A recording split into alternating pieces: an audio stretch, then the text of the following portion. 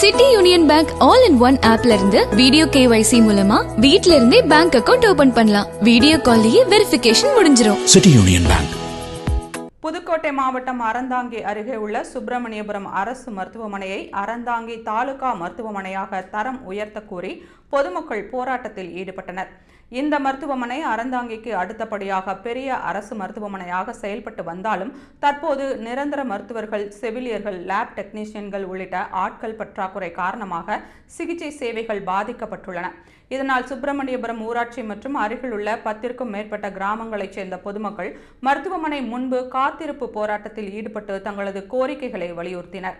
போராட்டத்தில் அவர்கள் 24 மணி நேரமும் பணி செய்யும் நிரந்தர மருத்துவர்கள் நியமிக்க வேண்டும், எக்ஸ்ரே டெக்னீஷியன், செவிலியர்கள், மருந்து ஆளுநர்கள், துப்புரவு பணியாளர்கள், சலவை தொழிலாளர்கள், சமையலறை பணியாளர்கள், இரவு நேர காவலர்கள், மகப்பேறு உதவியாளர்கள் உள்ளிட்ட அனைத்து பணியிடங்களும் நிரப்பப்பட வேண்டும், 108 அவசர ஊர்தி நிரந்தரமாக மருத்துவமனைக்கு வழங்கப்பட வேண்டும் என்று வலியுறுத்தினர்.